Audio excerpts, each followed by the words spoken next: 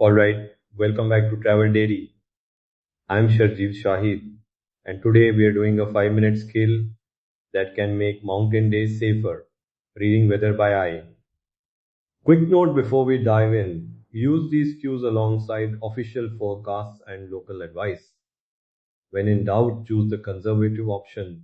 Okay, let me think. Picture a narrow pass in the Karakoram, a late afternoon drive, and a single cloud that changed everything. I'll tell you that near miss in a moment. I remember that day. You were driving like a man on a mission, Sharjeel, and then that cloud appeared over the ridge. It was a proper wake-up call. Hook, right. Here's the story in 30 seconds. I was on a narrow, gravelly mountain road, late light, and a thin cloud appeared, hanging just over a ridge like someone had left a handkerchief on the skyline. Within 20 minutes, wind rose, visibility fell, my brakes were spattered with sleet from a passing squall. We slowed, found a safe lay-by, and waited half an hour. It was the difference between a nervous drive and getting home safe. That single visual cue bought us time, and that's what this episode gives you. 5 reliable cues and one simple checklist you can remember on the road. Promise and checklist. In under a minute, you'll know 3 quick decisions: go, wait, or retreat. Memorize this 3-word rule. Go if conditions look stable and local people are moving too.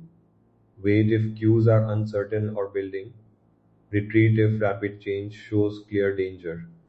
The 5 cues to scan in order: clouds and light, wind and sound, rivers and ground, animals and local behavior, and your own simple timing and packing check. Let's make the checklist a mental map.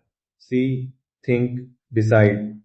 Clouds and light. First, look at cloud shape and how fast clouds build. Lenticular, fingered clouds over a ridge mean strong uplift and gusty wind, not great for exposed driving. Rapid vertical growth, the kind you see when fair weather cumulus suddenly mushrooms, signals instability, a shower or thunder can arrive fast. Watch the light. When the sun dims and the horizon loses clarity, instability is spreading.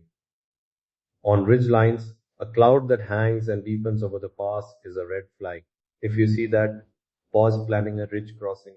And a quick tip from campsites: if clouds start to pile up on the lee side of a ridge, the sheltered side, expect turbulence where you're driving next. That's where gusts come from, and tents get punished. Wind and sound. Next, listen. Wind shifts are a conversation the mountain has with you. A sudden colder gust coming from a different angle usually means a front or storm cell is nearby. Echoes change too. Distant thunder will sound clearer and flatter before the strike, and valleys can funnel sound, so a rumble feels close even if the core is further away. For driving, crosswinds on exposed ledges and bridges are dangerous. If gusts suddenly reach for the vehicle, park in a sheltered spot and wait. For camping, face your shelter entrance away from prevailing gusts and lower the profile of your tent quickly. Rivers and ground cues. Rivers talk before the sky changes. A river that darkens, froths, or runs higher and faster than normal is often reacting to rainfall upstream. That smell, an earthy, damp lift on the wind, can mean fresh runoff is coming. If your campsite or roadside stop is near a river that's suddenly louder or browner, move higher ground. For driving, avoid stopping on or under steep banks where debris can sweep down. Rivers are early warning systems, they rarely lie. And one more ground cue: rocks or soil that look freshly washed or that smell minerally, move your camp uphill.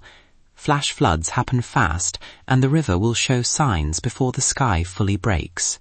Animal and local behavior.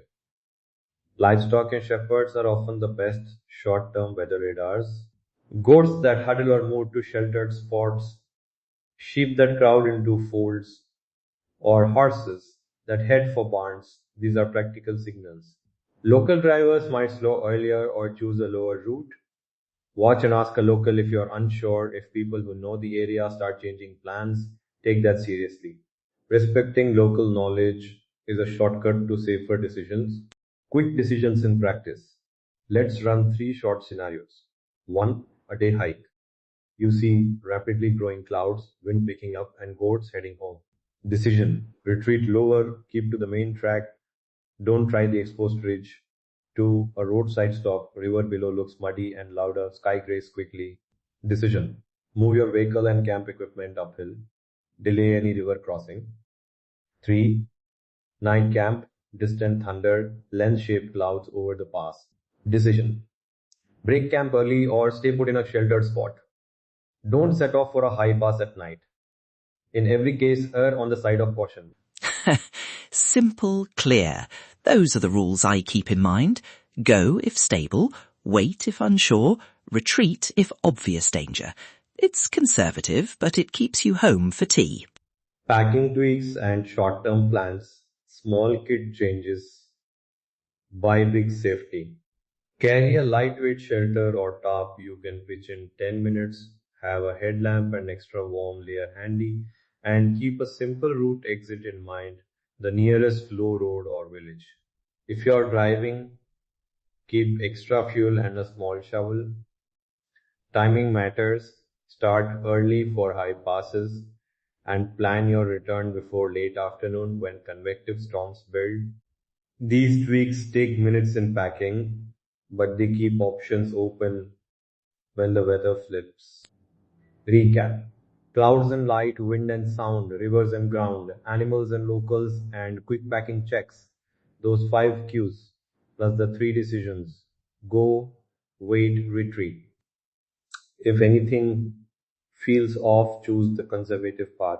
Visit our site for a printable checklist you can save to your phone or print for the glove box, and please use it alongside official forecasts and local warnings.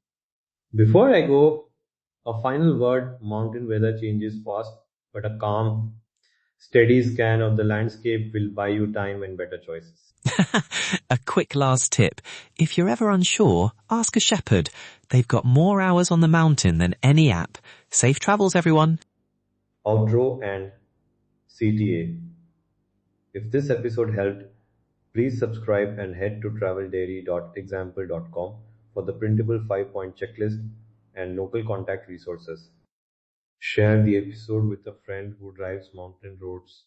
It might save a day or more. Thanks for listening to Travel Dairy.